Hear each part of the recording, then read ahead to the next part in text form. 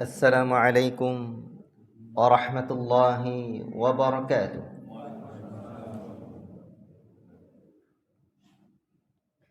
Innal hamdalillah nahmaduhu wa nasta'inuhu wa nastaghfiruh wa na'udzu billahi min shururi anfusina wa min sayyiati a'malina.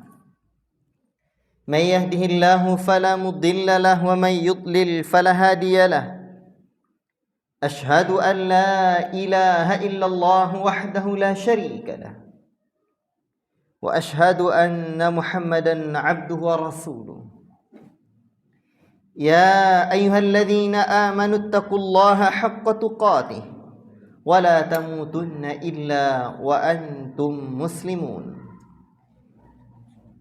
يا أيها الناس اتقوا ربكم الذي خلقكم من نفس واحدة وخلق منها زوجها وبث منهما رجالا كثيرا ونساء واتقوا الله الذي تساءلون به والأرحام إن الله كان عليكم رقيبا يا أيها الذين آمنوا اتقوا الله وقولوا قولا سديدا يصلح لكم أعمالكم ويغفر لكم ذنوبكم ومن يطع الله ورسوله فقد فاز فوزا عظيما أما بعد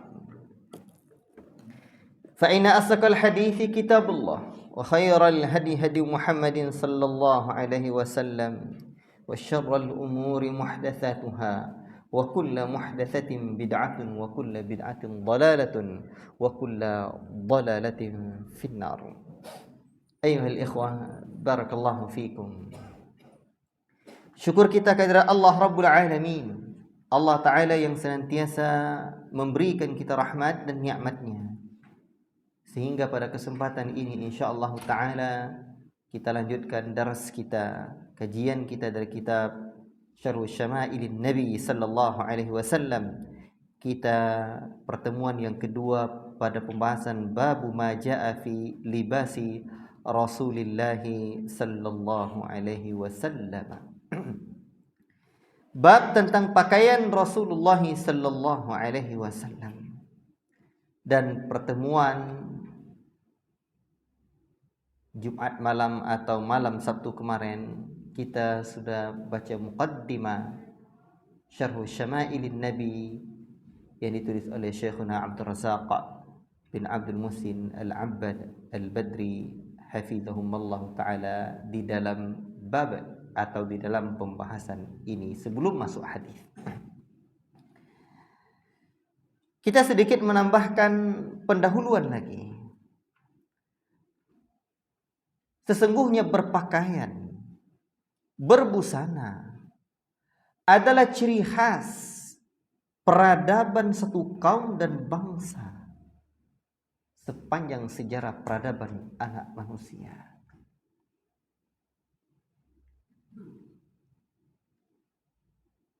Kita dapati ada dua hal. Ada yang memiliki pakaian busana-busana dengan khas masing-masing, yang berbeda sesuai dengan latar belakang mereka, kaum mereka, daerah mereka. Tapi sayang ada juga yang tidak berpakaian.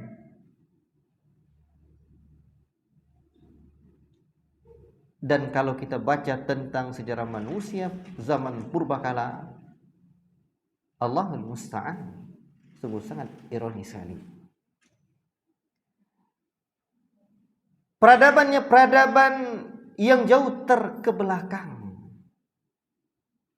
tidak tertutup aurat. Namun di zaman ini juga ada dua keadaan yang juga seperti itu. Satu, peradaban manusia yang jauh di pelosok-pelosok negeri, di pedalaman-pedalaman sana.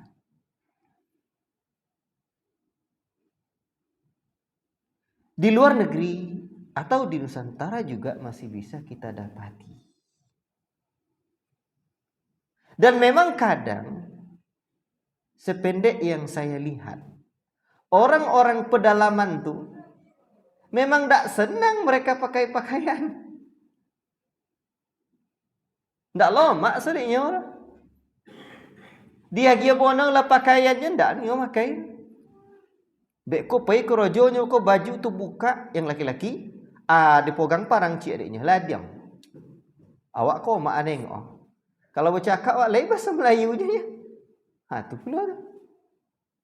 Anak-anak mereka pun seperti itu, tidak dididik dengan memakai pakaian sebagaimana layaknya pakaian-pakaian seorang anak muslim atau orang-orang yang di daerah yang memiliki peradaban yang lebih maju.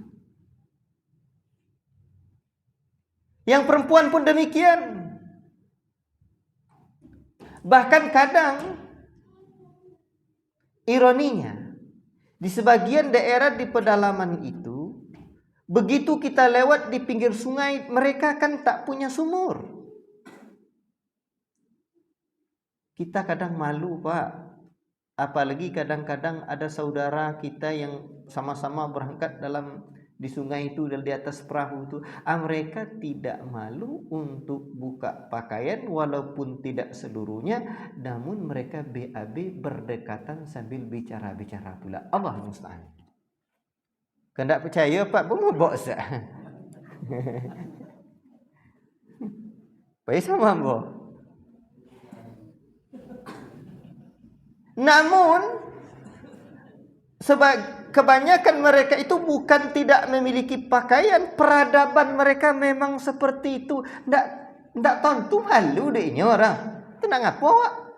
Lah biasa, sehingga bisa dek tak biasa. Awak pun tak bisa biabirnya lama biabirnya. Allahul musta'an, tak habis fikir.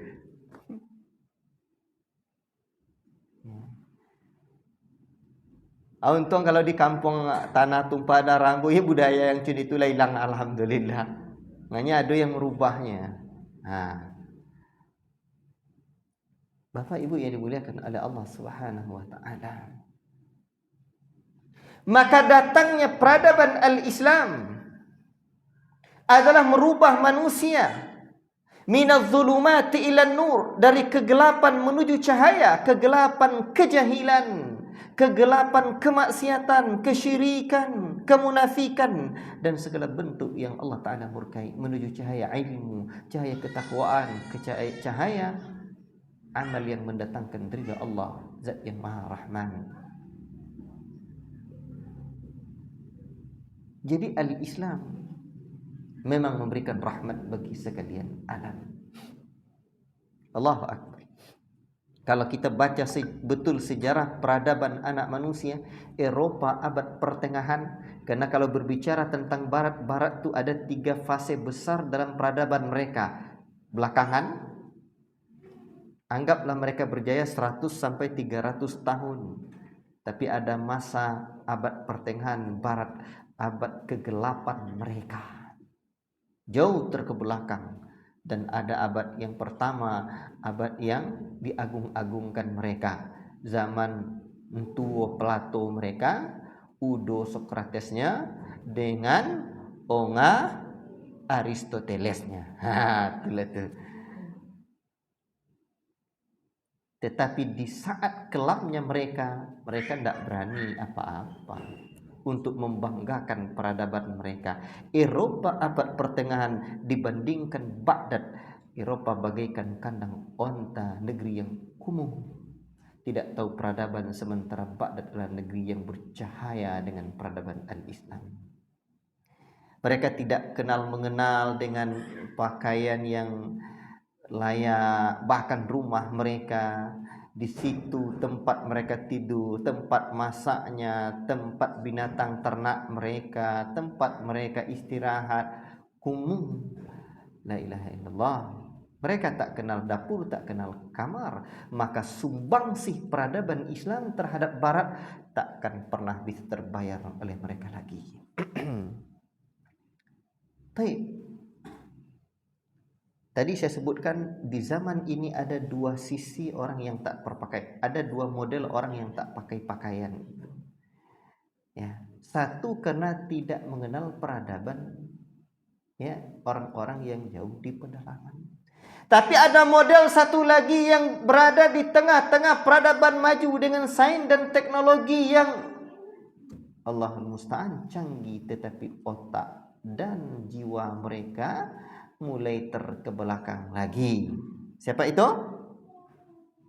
Orang-orang yang berada di kota-kota, di daerah-daerah maju, mulai mengikuti gaya dan budaya orang barat yang tidak punya pakaian. Allahul Musta'an. Inilah yang digambarkan Nabi sallallahu alaihi wasallam, la tattabi'unna sunana man kana qablakum shibran bi shibrin wa dhira'an bi dhira'in hatta law dakhalu juhra dabbin ladakhaltumuh. Sungguh kalian akan betul-betul mengikuti nanti gaya-gaya orang-orang sebelum kalian, sejengkal demi sejengkal, sehasta demi sehasta. Sekiranya mereka masuk ke lubang dhab, kalian akan masuk pula ke lubang dhab tadi, mengekor dan membeo. La ilaha illallah. Dan inilah juga yang digambarkan oleh Nabi sallallahu alaihi wasallam 14 abad yang lalu. Sinfani min ahlin nar. Ada dua golongan manusia dari penduduk neraka, lam arahuma ba'd, yang saya belum pernah tengok lagi. Allahul Musta'an. Dan salah satunya yang disebut Nabi, yang keduanya adalah wanisaun kasiyatun ariyatun mumilatun mailat. Wanita-wanita yang berpakaian tapi perpakaiannya telanjang, berlenggang-lenggok. La ilaha illallah, mendatangkan fitnah.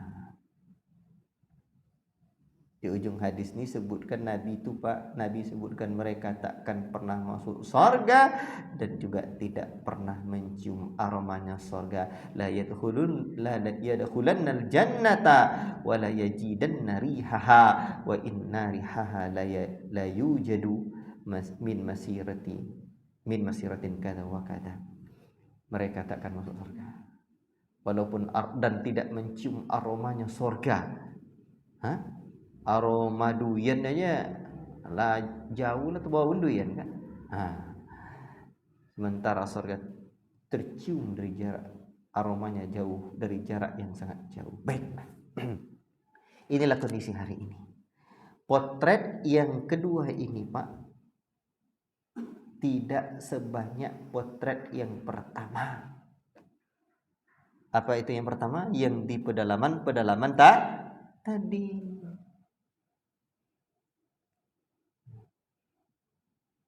Yang kedua nih yang bahaya sekarang, dengan berbagai mode.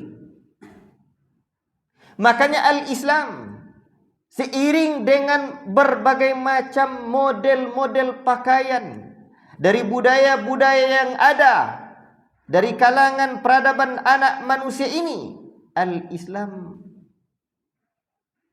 ada dua sikap. Satu, tidak serta-merta mengingkari model pakaian dari berbagai daerah itu. Tidak.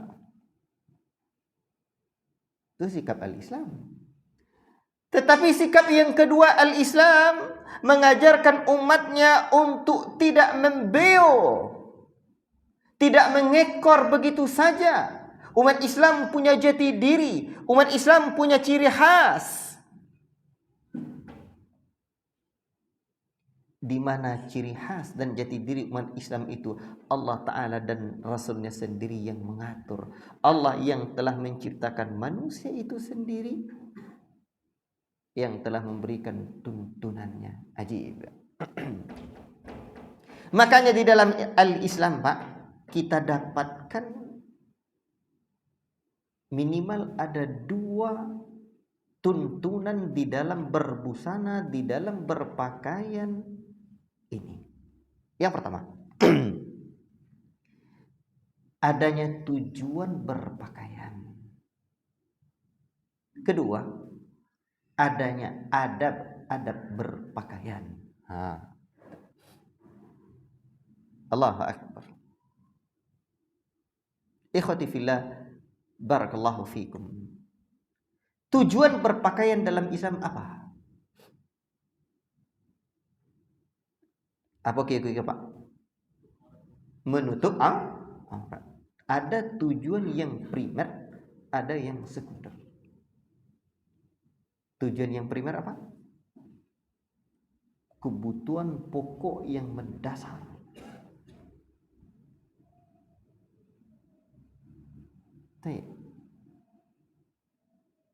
Di dalam pelajaran-pelajaran di sekolah, kebutuhan primer manusia itu sandang, pangan, dan papan. Sayang tidak ada kebutuhan iman, padahal ini kebutuhan yang paling utama dan pertama. Makanya pembahasan seperti apa model pakaiannya tidak ada. Tapi umat Islam karena kebutuhannya yang pertama adalah kebutuhan iman, maka ada model pakaiannya umat Islam. Di dalam surah Al-A'raf ayat yang ke-26.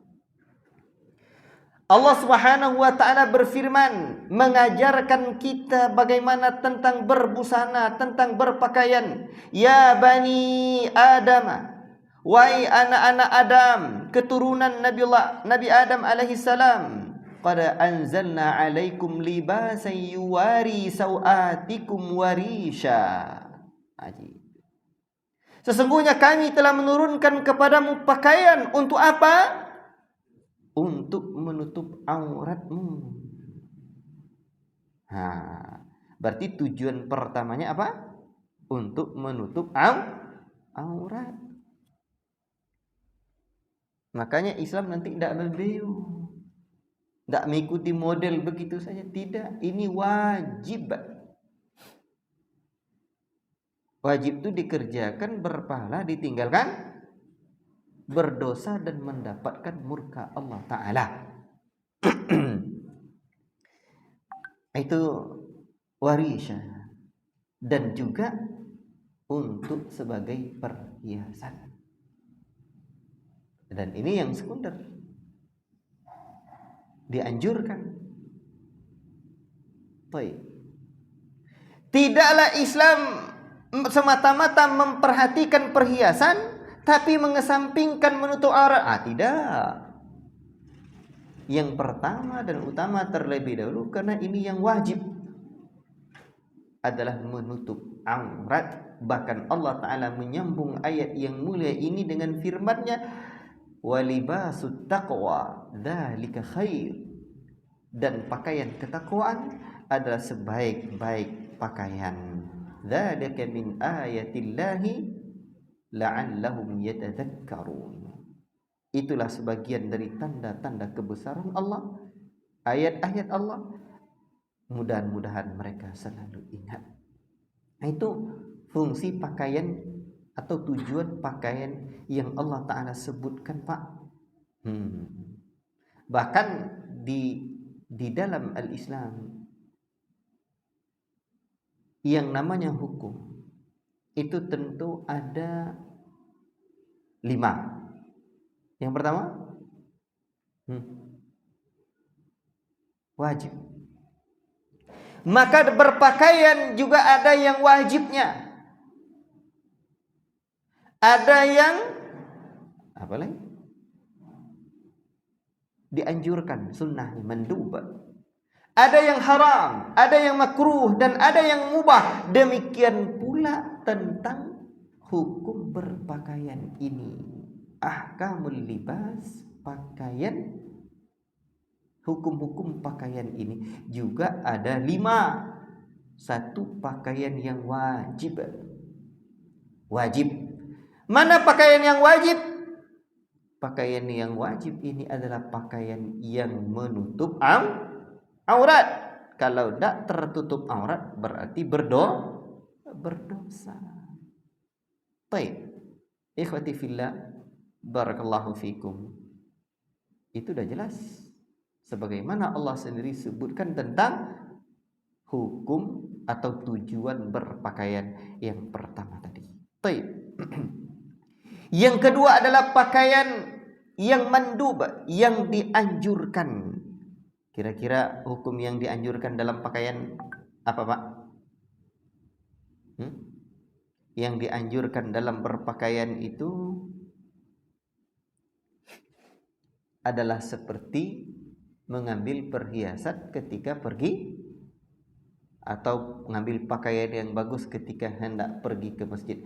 Seperti firman Allah Subhanahu wa taala di dalam surah Al-A'raf ayat yang ke-31-nya. Ya bani Adam, wahai bani Adam, anak cucu keturunan Adam alaihi salam, khudhu zinatakum 'inda kulli masjid. Ambillah pakaianmu setiap kalian pergi ke masjid. Zinatakum di sini pakaian yang bagus, yang indah, yang elok. Makanya mandub dianjurkan berpakaian yang bagus menghadap Allah Ta'ala di rumahnya. Wa kulu washrabu wa la tusrifu. Makan, minum, jangan berlebih-lebihan. Innahu la yuhibbul musrifin. Allah tak suka yang berlebih-lebihan. Baik. Jadi ini hukum yang kedua. Mandub. Apa mandub tu? Mandub itu dianjurkan. Bahkan Nabi sallallahu alaihi wasallam pernah secara khusus memberikan tuntunan dalam sabda beliau sallallahu alaihi wasallam kepada para sahabatnya tentang memperhatikan pakaian ini. Satu hari dalam Sunan Abi Daud, hadis ini adalah sahih dari Abdullah ibn Salam bahwa ia mendengar Rasulullah alaihi wasallam yaqulu 'alal mimbar fi yaumil jumu'ah, berkata di atas mimbar pada hari Jumat, ma 'ala ahadikum law ishtara thawbaini li yaumil jumu'ah siwa thawbi mihnatihi. Apa kata Nabi? Tidak mengapa, tidak ada masalah. Salah seorang di antara kalian membeli 2 pakaian untuk hari Jumat selain pakaian kerjanya. Artinya dikhususkan untuk pakaian hari Jumat ini agar baik, makanya dianjurkan. Dan termasuk hal yang dianjurkan untuk memakai perhiasan atau pakaian yang elok ini adalah pakaian ketika berkumpul dikala ada keramaian.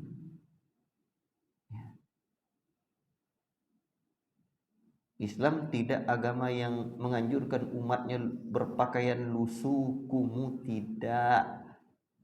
Pakai pakaian yang elok, insyaallah.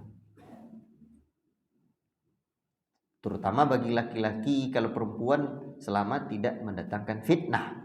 Itu catatan lain yang juga perlu diperhatikan. Bahkan nanti dianjurkan kalau udah pergi salat Jumat itu untuk mandi, bersuci, memperbagus bersucinya, memakai pakaian yang terbaik. Dan dalam hadis Nabi sallallahu alaihi wasallam juga menyebutkan tentang hal ini, ya. Barang siapa mandi di hari Jumat, memperbaiki mandinya, lalu dia bersuci, memperbagus sucinya, kemudian bagus pakaiannya, memakai minyak wangi, ya, maka dia akan mendapatkan mendapatkan keutamaan di mana Allah akan mengampuni dosanya di antara 2 hari Jumat atau 2 Jumat. Allahu Akbar. Baik. Ini yang mandub. Yang ketiga apa hukum Islam? Yang ketiga adalah apa hukum Islam yang ketiga? Yang haram. Muharram, yang diharamkan. Di antara pakaian yang diharamkan adalah pakaian yang tidak menutup aurat tadi. Allah Ta'ala telah memuliakan Bani Adam ini. Ya. Makanya Allah Ta'ala, cara Allah memuliakan mereka itu dengan menutup aurat mereka. Maka ketika manusia ini kembali membuka auratnya, baik dari kalangan laki-laki dan perempuan, itu berdosa. Sebab melihat aurat orang lain tidak boleh. Jangankan lawan jenis, yang sesama jenis pun tidak boleh. Baik lelaki ataupun perempuan. Allahu Akbar. Cara Allah memuliakan Bani Adam itu luar biasa. Makanya ketika Allah memuliakan anak Adam, ya, Allah berikan mereka rizki yang baik-baik. Maka jangan sampai kita hinakan diri kita lagi sebagaimana orang-orang kafir menghinakan diri mereka. Dan Allah Ta'ala gambarkan bagaimana kehinaan orang-orang kafir itu di dalam surah Al-Furqan ayat yang ke-44. Allah Ta'ala berfirman, apa kata Allah? Inhum illa kal an'am balhum adallu sabila. Ya, itulah perangai orang-orang kafir, di mana mereka hanyalah seperti binatang ternak, bahkan mereka lebih sesat jalannya dari binatang ternak itu. Allahul musta'an, la ilaha illallah. Jadi jangan sampai lawak anak-anak itu contoh binatang ternak. Baik. Itu yang haram. Sudah jelas ya? Dan termasuklah muqaddimah yang disebutkan oleh Syekh kemarin adalah di antara hal yang dilarang dalam berpakaian. Apa potong sabuninya? Pakaian kesombongan termasuk isbal dan yang lain-lainnya. Baik. Ada yang makruh hukum Islam ini. Di antara pakaian yang makruh yang disebutkan oleh para ulama, apa kira-kira? Adalah memakai pakaian yang berlebih-lebihan, ya, yang dia mengeluarkan hartanya untuk membeli pakaian itu, di mana pakaian itu biduni faidah, tanpa ada faedahnya, ya, berlebih-lebihan. Dan nanti yang makruh ini bisa menyeret kepada yang haram. Allahul musta'an. Maka dihindari. Baik. Atau juga mungkin orang kaya, dia mampu, dia tidak memperhatikan pakaiannya, lusuh kumuh, ya. Kalau niatnya adalah untuk mungkin sederhana saja, ya boleh saja. Tapi ini dah lusuh kumuh, tidak nampak bekas nikmat Allah tu. Sebab Allah Ta'ala suka hamba tu memperlihatkan bekas nikmatnya, ya. Sampai Allah Ta'ala suruh kita untuk fa'amma bi ni'mati rabbika fahaddits. Adapun nikmat Rabbmu maka ceritakanlah, tampakkan nikmat itu. Allahu Akbar. Jadi ini Islam juga, zuhud itu harus tepat maknanya. Baik. Kemudian yang mubah, ada yang wajib, haram, makruh, kemudian makruh, dan yang mubah. Mubah boleh-boleh saja, tidak jatuh pada yang haram, tidak pula yang wajib, maka dia mubah. Dan asal pada pakaian itu adalah mubah. Baiklah, kita kembali kepada tujuan dipakainya pakaian tadi. Satu, menutup aurat, dan ini yang primer, yang wajib. Yang kedua tadi sekunder, sebagai perhiasan. Sekarang tujuan atau ada yang kedua dari pakaian itu dalam Islam yang diajarkan oleh Nabi, adab-adab berpakaian. Walibasut taqwa, itu adalah sebaik-baik pakaian. Walibasut taqwa dzalika khair. Sebaik-baik pakaian adalah pakaian ketakwaan. Allahu Akbar. Maka untuk itulah kita perlu mempelajari bab-bab yang ada di dalam Syama'ilun Nabi ini. Kita punya role model.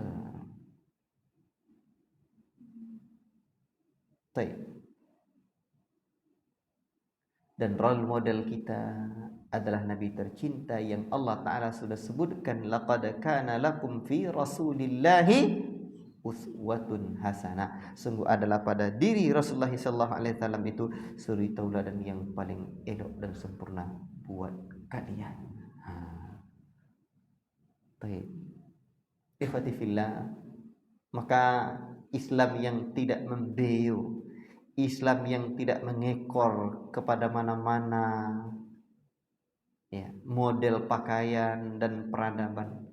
Islam punya etika dan estetika, dan ternyata Islam tidak hanya punya etika, estetika, tapi juga punya role model. Tidak hanya punya adab, tetapi ada yang dicontoh modelnya yang diikuti. Baik. Namun pakaian-pakaian Rasulullah SAW tidak semuanya pula wajib kita ikuti. Ada yang wajib, ada yang dianjurkan, dan ada yang sekedar kita memahami, oh begini tuh pakaian Nabi. Sebab pakaian Nabi itu beliau juga mengikuti pakaian kaumnya. Sebab yang diajarkan Nabi dalam berpakaian ini adalah ketentuannya selama tidak melanggar aturan-aturan syar'i. Boleh, silakan. Berarti kalau seperti itu Ustaz, tidak perlu kita mempelajari pakaian Nabi. Bukan karena zat pakaiannya kita dapat pahala pada sebagian model pakaian Nabi, tapi bisa saja seorang yang beriman melihat hikmah-hikmahnya. Bagaimana Nabi kok pakai pakaian ini? Oh, ini hikmahnya. Nanti relevansinya di zaman kita seperti apa? Atau kita juga bisa, oh saya sayang sama Nabi, saya cinta sama Nabi, saya pakailah pakaian seperti ini. Karena cintanya kita sama Nabi itu, kita mengikutinya pula walaupun itu sunnah jibiliyah, maka kita juga mendapatkan pahala karena cinta kita, bukan karena zat pakaian yang ada itu. Wallahu ta'ala a'lam bishawab. Sudah azan? Mungkin azan dulu. Ya. Barakallahu fiikum. Silakan. Taib, ayuhal ikhwah, barakallahu fikum. Al-libas, pakaian, adalah sesuatu yang bisa menutup badan, menghilangkan atau menahan dari panas dan dingin, termasuk segala sesuatu yang menutup aurat manusia. Tapi disebut pakaian, orang-orang sudah maklum apa itu pakaian, sesuatu yang nyata. Hadis yang pertama di dalam bab ini, hadis yang ke-45. Haddatsana Muhammad ibn Humaid Ar-Razi qala haddatsana Al-Fadl ibn Musa wa Abu Tumailah wa Zaid ibn Huban an Abdul Mu'min ibn Khalid an Abdullah bin Buraidah an Ummi Salamah qalat kana ahabba ath-thiyab ila Rasulillah sallallahu alaihi wasallam al-qamis.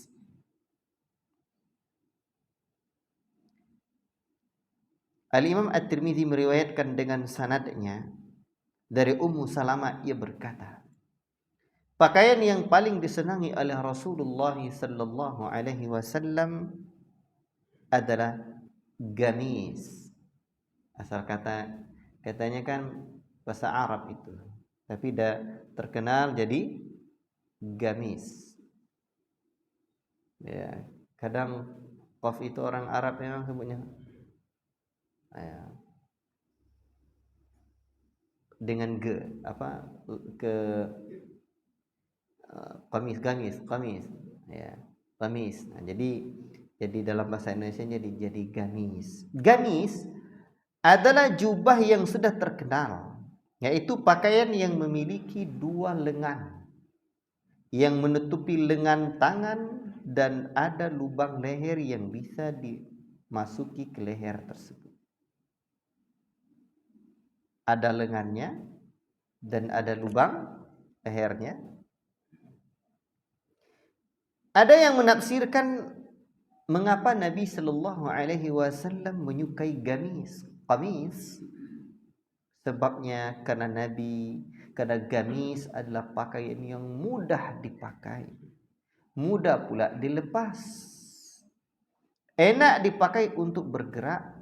Hal ini berbeda dengan pakaian yang apabila dikenakan maka pada saat bergerak harus dipegangi seperti sarung, ya kan? Dan sebenarnya nanti ada juga riwayat-riwayat bagaimana sarung ini bukan tidak boleh. Nanti kita jumpai juga bagaimana izar, ya, hullah. Nah, nanti tapi izar dalam bahasa Arab itu diterjemahkan dengan sarung sebenarnya Ya dah masyhur, tetapi izarnya orang Arab itu kemarin ada anak saya itu Ustaz Abdullah ini bawa izar dari Yaman. Ya, tadi saya tanya kamu enggak pakai izar, rupanya enggak dibawa pula. Jadi izarnya dari Yaman itu atau dari Arab itu ya tidak seperti izarnya kita. Sarung kita tuh kan berjahit, artinya apa namanya? Enggak bertopi loh kan? Enggak ada tepinya lah. Apa namanya itu? Udah bulat kan? Apa bahasanya itu? Nah, kalau izar tuh ini seperti pakaian ihram itu. Itu. Baik. Sekarang pelajaran yang paling berharga di sini mudah dipakai. Tinggal menyawang aja. Ada longannya, ada lubang iko. Asawang selesai. Jadi mudah dipakai. Jadi memang Nabi itu suka yang mudah. Nah, kalau awak enggak yang mudah-mudah dan suka awak. Itu lebih beda.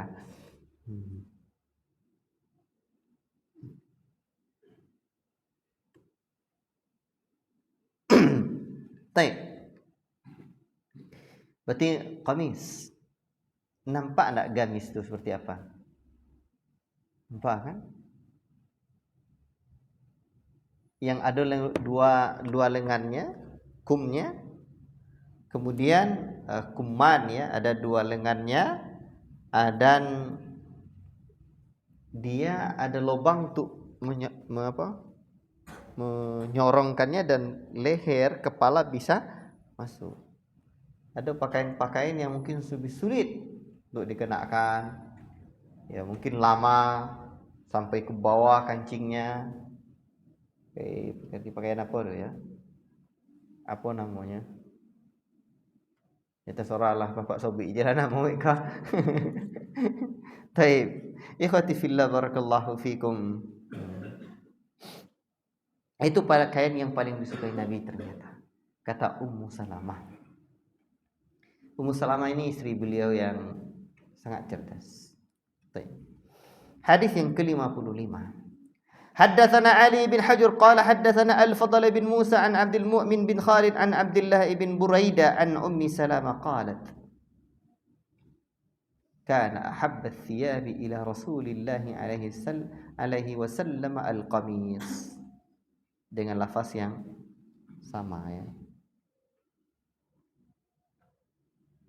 tapi dengan sanad yang berbeda. Baik. Hadis yang ke-56.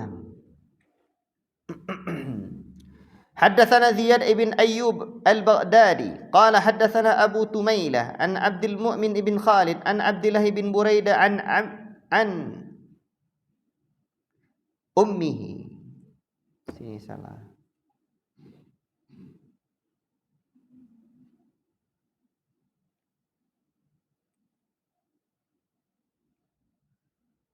Ya. Yang terjemahan ini salah. An Ummi Salamah qalat kana ahabba thiyabi ila Rasulillah sallallahu alaihi wasallam yalbasuhu al-qamis.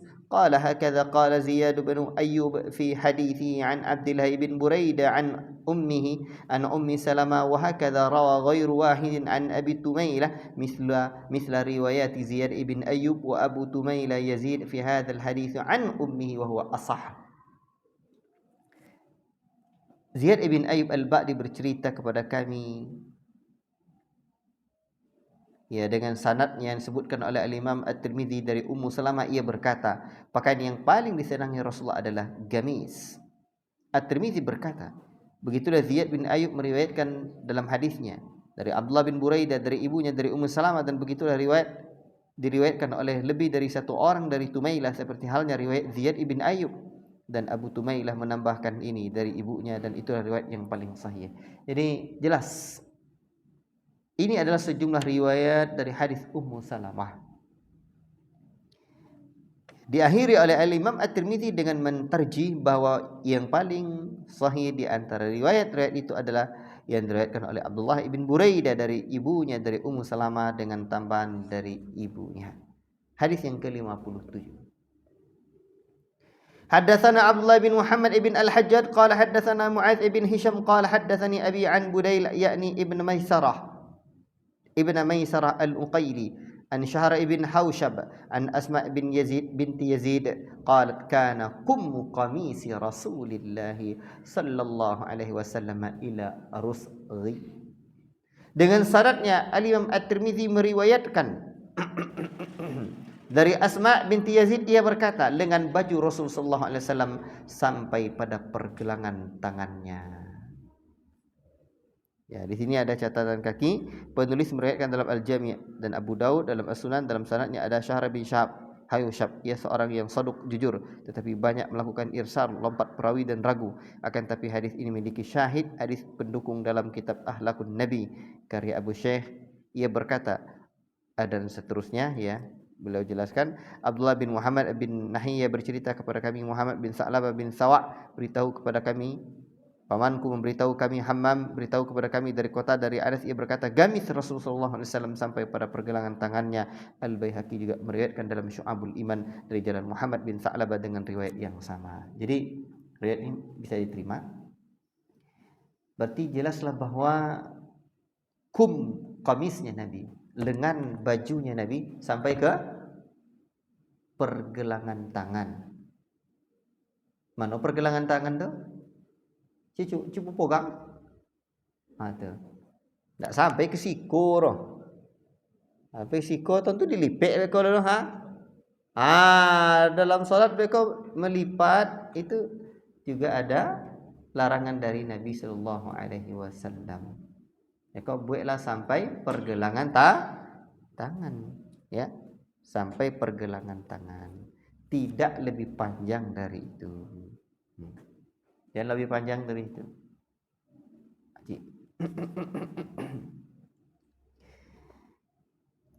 Hadis yang ke-58. Haddatsana Abu Amr Al-Husain bin Hurayth qala haddatsana Abu Nu'aim qala haddatsana Zuhair an Urwah bin Abdullah bin Qushair عن معاوية بن قرة عن أبيه قال أتيت رسول الله صلى الله عليه وسلم في رحت من مزينة لنبايعه وإن قميصه لمطلق أو قال زر قميصه مطلق قال فأدخلت يدي في جيب قميصي فمسست الخاتم. Dengan sanadnya Al-Imam At-Tirmizi meriwayatkan dari Muawiyah bin Qurrah dari ayahnya, ia berkata, aku pernah berkunjung kepada Rasul sallallahu alaihi wasallam bersama serombongan dari Muzainah untuk berbaiat kepada beliau. Sesungguhnya gamisnya adalah mutlaq, atau ia mengatakan kancing gamisnya mutlak. Ia berkata, aku masukkan tanganku ke dalam lubang gamisnya dan aku pun menyentuh cincin kenabian. Hadis ini diriwayatkan oleh Imam Abu Daud dalam sunannya, Ibnu Majah juga dalam sunannya, dan Syekh Abdul Razzaq menjelaskan perkataan Qurrah bersama serombongan dari Muzainah untuk berbaiat kepada beliau. Serombongan di sini adalah rombongan yang terdiri dari 3 sampai 10 orang. Perkataan Qurrah, sesungguhnya gamis adalah mutlak, atau ia mengatakan kancing gamisnya mutlak, maksudnya adalah kancing gamisnya tidak dikancingkan. Kancing gamisnya tidak dikancingkan. Kancing tu, mana kancing tu, Pak? Cucu pegang di baju. Tak. Apa bahasa lain, bahasa Indonesia, bahasa awak? Tadi ada yang baju. Tu buah baju. Buah baju, lain lah buahnya. Jadi mutlak, yakni tidak dikancingkan. Perkataannya, aku masukkan tanganku ke dalam lubang gamisnya dan aku menyentuh cincin kenabian, maksudnya adalah Qurrah masukkan tangannya ke dalam lubang leher gamis Nabi sallallahu alaihi wasallam, yaitu tempat masukkan kepala kepada gamis. Dan penjelasan tentang cincin kenabian sudah dijelaskan sebelumnya. Pelajaran penting. Apa kata Syekh Abdul Razzaq hafizahullah taala? Mengancingkan kancing baju itu adalah kondisi aslinya. Jadi kondisi asli atau asalnya adalah mengancingkan kancing baju, ya. Apabila ada keperluan untuk membukanya, maka boleh dibuka. Sedangkan kebiasaan sebagian orang yang menganggap sunnah membukanya, maka hal ini tidak berdasarkan dalil yang jelas tentang pensyariatannya, kata Syekh Abdul Razak. Jadi kata beliau asalnya adalah i'laqu zurril qamis huwal asl. Ya. Wa in kana hunaka hajatul li itlaqi ya. Putri. Jadi kalau asalnya adalah dikancingkan. Dikancingkan buah baju itu, yakni dipasang buah baju itu. Kalau seandainya ada kebutuhan tidak mengapa. Jadi bahkan beliau menyebutkan tidak membantah orang yang beranggapan bahwa itu membukanya adalah sunnah, tidak. Dan hadis ini tidak menunjukkan tentang sunnahnya membuka kancing baju sama sekali, karena tidak diketahui apakah beliau membuka kancing gamisnya sebagai bentuk ibadah atau karena sunnahnya, atau beliau membukanya karena ada tujuan tertentu, misalkan karena gerah, yakni karena kepanasan, panasnya dada beliau atau hal yang lain. Dan yang jadi dugaan kuat bahwa beliau membuka kancing gamis tersebut bukan sebagai sunnah, karena seandainya membuka kancing baju itu sunnah, maka gamis tidak perlu diberi kancing dari awal. Lalu apa faedahnya jika tidak diberi kancing? Baik. Berarti terbayang enggak?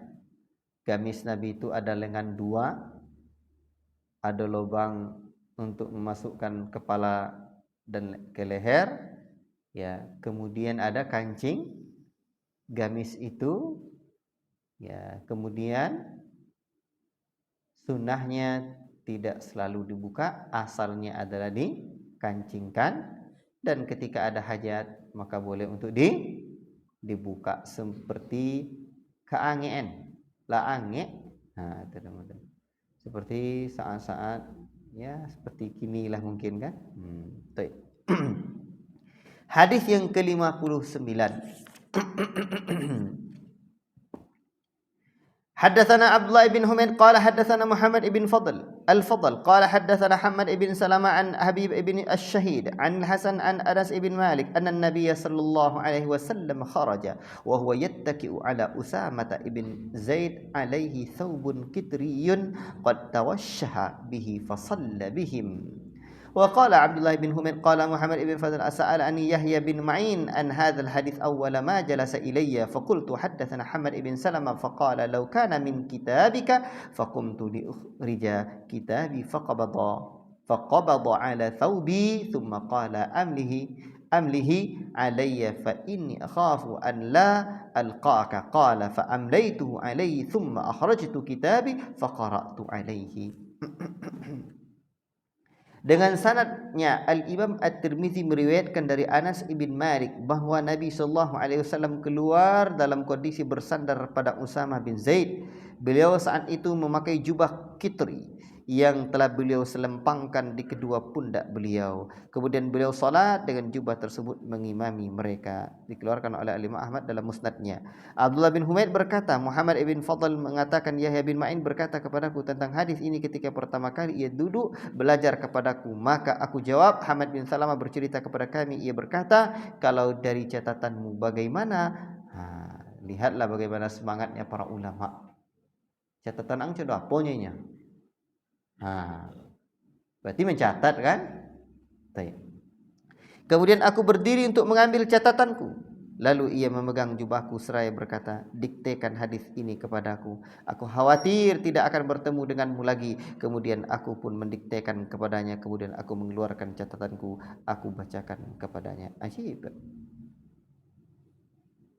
Ini semangat yang luar biasa untuk menuntut ilmu di kalangan para ulama-ulama kita, sehingga sunnah Nabi terjaga. Ini gambaran kata Syekh Abdul Razak, ini kisah terdapat gambaran semangat kaum salaf dalam menuntut ilmu. Ikatlah ilmu dengan tulisan. Allahu Akbar. Banyak yang bisa ditulis Pak, apalagi dengan handphone sekarang. Makanya murid-murid saya itu Pak yang kalangan tertentu lah, kalau memang baik dia untuk pakai handphone, pakailah handphone. Sebagian wali santri kan risau kali. Jadi awal dulu Akhirnya ada murid saya yang ya, tapi yang mudah diarahkan itu ada pula orang-orangnya. Ya. Sampai bisa mereka mencatat, menulis pelajaran-pelajaran yang saya sampaikan itu 100 halaman lebih, dan itu mereka tulis hanya dengan handphone. Ajib. Mudah sekarang nulis.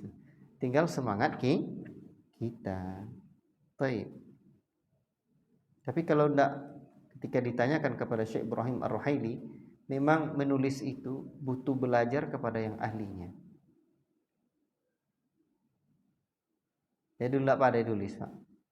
Tapi ingin jadi penulis. Apa sebab? Al-Imam An-Nawawi menyebutkan di antara adab seorang guru itu menulis. Berarti kurang adab, awak. Kurang adab tuh biadab. Jadi belajar. Alhamdulillah, ustadz yang paling luar biasa menulis itu Ustaz Ali Ahmad Hafizahullah Ta'ala. 1000 lebih karya tulisnya, Pak. Nggak ketek-ketek. Nulis ke raja. 2 jam sehari semalam tidur. Kadang lagi 2 hari 2 malam nggak tidurnya. Kalau banyak pikiran. Kalau kadang sakit, ada yang tidur sampai jam seharinya. Tapi lihatlah beliau menulis. Ajib. Sejak pagi. Sampai pagi esok lah. Luar biasa. Beliau ajak kami pelatihan sama beliau seanding. Ambo tidak salah sampai kali aku ikut. Barulah nampak pandai menulis. Tata cara menulis itu. Kemudian tidak juga nampak bisa saya, cara umumnya dia diajarkan Sa'ali bagaimana membuat ya jadi buku supaya jadi buku, tapi menulis sampai perkata per kata, kalimat per kalimat. Akhirnya memang harus belajar lagi. Akhirnya ya ambil ya macam kuliah lah untuk nulis jurnalistik, nulis artikel ilmiah, barulah mulai tampak. Tapi dan pernah saya juga mau belajar nulis itu ke Jakarta, salah satu ustadz yang saya kunjungi, ustadz kita di sana, ya ayahnya Ustaz Al-Jazi Fidullah Ta'ala, sampai beliau ceritakan sama saya, Sa'harton Awajais namanya, banyak bukunya. Itu beliau nulis dulu pakai pensil. Lama tuh tulisnya. Sampai lusuh ndak bisa dibaca lah tulisan tuh. Untuk itu dihapus. Akhirnya baru jadi penulis. Jadi makanya Syekh Ibrahim Ar-Ruhaili mengatakan perlu dipelajari baik-baik. Dan Pak, anak-anak kita perlu belajar dari cara Buya Hamka. Dengan segala kekurangan dan kelebihan beliau. Ghafarallahu lahu. Buya Hamka di Mekah itu hanyalah sekitar 7 bulan sampai 8 bulan. Kisaran antara itu. Tapi pulang menulis kitab tafsir lengkap 30 jilid. Bukan 30 jilid, 30 juz. Saya banyak punya buku-buku beliau di pustaka, di pondok itu. Luar biasa. Sekarang 7 tahun, 8 tahun pergi belajar ke Timur Tengah, ke Saudi, pulang enggak nulis-nulis. Ada apa kira gerangan? Itu perlu. Makanya di sini perlu belajar menulis. Maka menurut saya, di antara skill yang mesti diajari paling lambat setingkat SMA, setingkat MAN, Alia, itu adalah skill menulis. Di samping kalau setingkat SMP sebaiknya bercakaplah pandai, pidato, muhadharah. Itu dulu. Pak Cokro Aminoto mengatakan untuk jadi orang besar tuh menulislah seperti para jurnalistik menulis, berbicaralah seperti para orator berbicara. Jadi anak awak kalau nonda apa Pak, ingin banyak yang bisa ditulis Pak di Madinah, apalagi ilmu, begitu keluar rumah ilmu, dalam rumah ilmu sadar, tapi tidak pandai menulis. Mendul dalam karya tuh tulis. Kalau tidak coba buya-buya godang nah. Seperti Syekh Muhammad bin Shalih Al-Utsaimin, itu karya tulisnya murid-murid dia yang nulisnya. Ya, taib. Dan memang tulisan ini apabila ilmu kita luas, apabila pemahaman dan hafalan kita mantap, itu tidak perlu nulis. Kan tulisan itu ada setelah, kan perangkat untuk memahami, alat untuk memahami. Kalau alatlah banyak, itu tanda banyak yang rusak. Kan itu. Cenonda juga banyak alat, banyak nusa. Okeylah. Tetapi sekarang kita butuh skill ini. Baik, kemudian sampai situ. Ini penting Pak.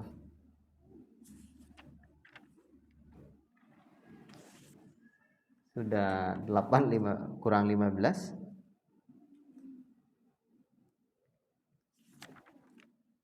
Saya baca dikit lagi. Haddatsana Suhaid ibn Nasr qala haddatsana Abdullah ibn Mubarak an Sa'id ibn Iyas al-Hurairi an Abi Nadr an Abi Sa'id al-Khudri qala kana Rasulullah sallallahu alaihi wasallam idza tajadda thawban sammahu bi ismihi imamatan aw qamisan aw ridaan thumma yaqul Allahumma lakal hamdu kama kasautanihi as'aluka khairahu wa khaira ma suni'a lahu wa a'udzu bika min syarri wa syarri ma suni'a lahu. Ini penting. Ya. Dengan syaratnya Imam At-Tirmizi meriwayatkan dari Abu Sa'id Al-Khudri, ia berkata, jika Rasulullah SAW mempunyai baju baru, maka beliau memberi nama sesuai dengan jenisnya, baik sorban, gamis atau selendang pakaian atas. Lalu beliau berdoa, ya Allah, bagimu segala puji sebagaimana engkau memberiku pakaian. Aku memohon kepadamu kebaikan dan kebaikan yang akan ditimbulkannya, dan aku berlindung kepadamu dari keburukannya dan keburukan yang akan ditimbulkannya. Ini banyak faedah. Hadis yang ke-61. Haddatsana Hisham ibn Yunus al-Kufi qala haddatsana Al-Qasim ibn Malik al-Muzani anil Jurairi an Abi Nadrah an Abi Sa'id al-Khudri an Nabi sallallahu alaihi wasallam nahwahu, dengan riwayat yang berbeda, dengan sanad yang berbeda, namun seperti lafaz hadis di atas. Apa kata Syekhna Abdul Razak hafizahullah taala? Kata beliau,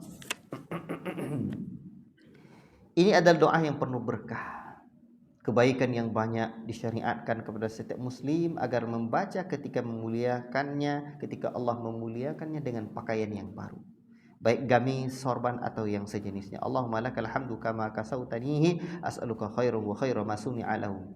Kan ini luar biasa maknanya. Ya Allah, bagimu segala puji sebagaimana engkau memberiku pakaian, aku mohon kepada memberikan kebaikan dan kebaikan yang akan ditimbulkan oleh pakaian ini, yang ada dalam pakaiannya, aku mohon kepadamu, aku berlindung kepadamu dari keburukan pakaian ini dan keburukan yang akan ditimbulkannya. Dia dah hafal bahasa Arab tadi Ustaz. Bahasa Indonesia aja dilatih dulu. Diusahakan tentang hafal fa'inna khairul huda Muhammad sallallahu alaihi wasallam. Sebaik-baik petunjuk adalah petunjuk Muhammad sallallahu alaihi wasallam. Untuk itulah Syekh Abdul Razak menulis satu buku yang sangat bagus sekali. Judulnya Fiqh Ad-Di'iyyah wal Adhkar. Fikih doa dan zikir. Ya. Kita boleh berdoa dengan bahasa lain yang selama tidak dilarang dan tidak berlebih-lebihan. Tetapi sebaik-baik doa adalah doa yang diucapkan oleh Nabi atau yang diajarkan oleh Nabi sallallahu alaihi wasallam. Perkataan Abu Sa'id, jika Rasulullah sallallahu alaihi wasallam mempunyai baju baru, maksudnya adalah mengenakan baju baru. Walaupun tidak dibeli, bukan baru dari pabrik ya. Jadi dianjurkan lagi duang baju. Lagi duang kadang kan lah baju apa namanya tuh? Baju second namanya. Bahasa siko, kalau bahasa siko baju rombeng nama. Itu juga tetap dibaca doa ini. Baik. Maka beliau memberi nama sesuai dengan jenisnya. Ia menjelaskan dengan mengatakan baik sorban, gamis, selendang, pakaian, lalu berdoa. Allahu Akbar. Ya.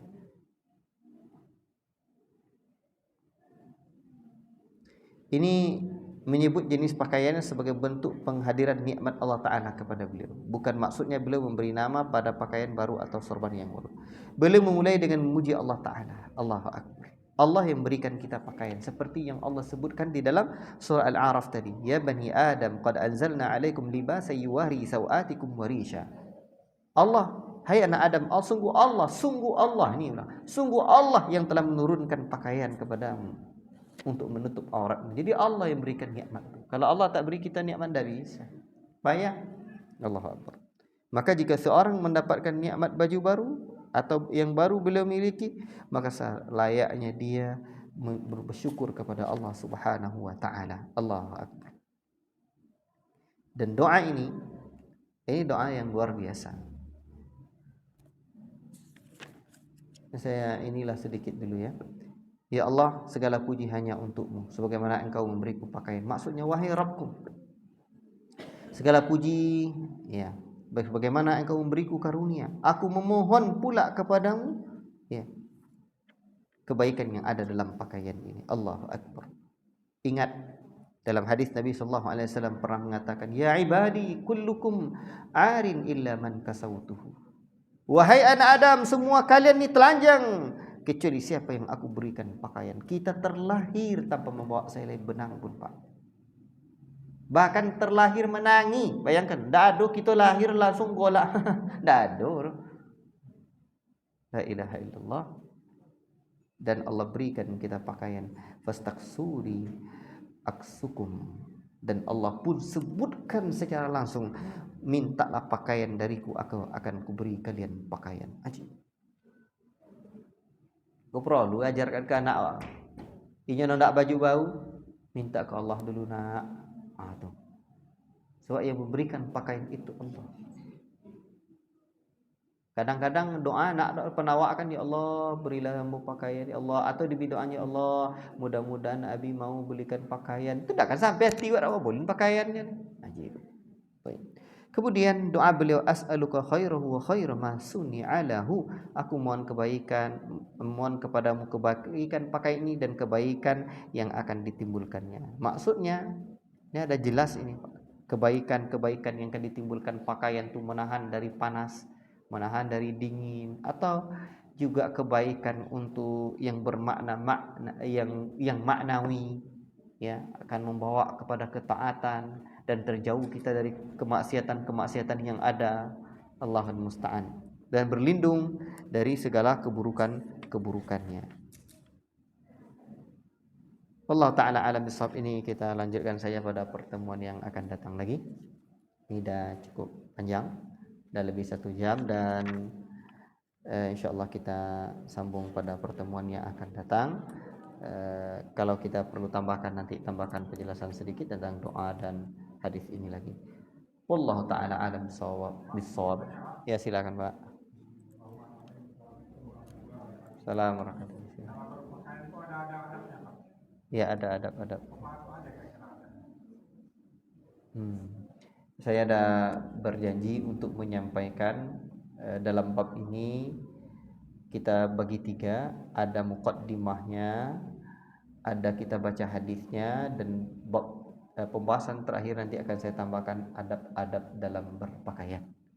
Jadi 2 hal, yang satu yang sudah kita lewati muqaddimahnya, 2 sedang membaca hadis-hadisnya, dan ketiga nanti akan saya tambahkan adab-adab dalam berpakaian. Di antara adab-adab dalam berpakaian, tujuan kita, niat kita mencari ridha Allah. Nanti tentang adab nih Pak, saya anjurkan membeli satu buku yang sangat bagus, judulnya Ensiklopedia Adab. Ada 2 jilid, warnanya hijau, cetakannya bahasa Indonesia, karya Syekh Abdul Aziz bin Fatih Sayyid Nada. Itu lengkap diterangkan adab-adab berpakaian itu. Dan di antara adab-adab berpakaian itu, ya tidak berpakaian dengan tujuan tidak sombong, ya, menghindari pakaian kesombongan, ya. Dan seperti juga yang tadi malam kita sebutkan, malam Sabtu kemarin, di antara adab itu yang menghindari yang haram-haram. Di antara yang haram itu, ya, sudah kita sebutkan juga. Dan ini bagian dari adab juga, tidak melebihi lengan. Pakaian itu tidak melebihi lengan. Jadi sebatas sampai pergelangan.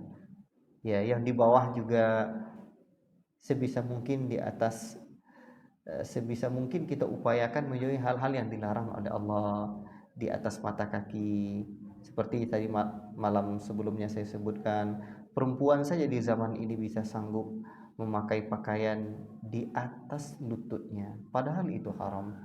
Dan ketika Nabi, kita sayang sama Nabi contohkan kita pakaian itu di atas mata kaki sebaik mungkin. Kita karena sayang kita sama Nabi, ya, maka kita berupaya mencontoh Nabi Sallallahu Alaihi Wasallam memakai pakaian yang seperti itu pula.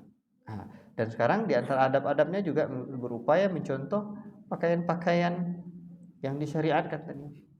Seperti juga Nabi memakai pakaian yang seperti ini, ya silakan. Itu juga adab yang akan mendatangkan keutamaan. Wallahu taala a'lam bishawab. Insyaallah pada pertemuan selanjutnya akan kita sampaikan secara khusus adab-adab berpakaian, Pak. Jazakallahu khairan. Allahumma anfa'na bima 'allamtana wa 'allimna bima yanfa'una wa sallallahu wa sallama ala nabiyyina Muhammad wa ala alihi wa sahbihi ajma'in. Wassalamu alaikum warahmatullahi wabarakatuh.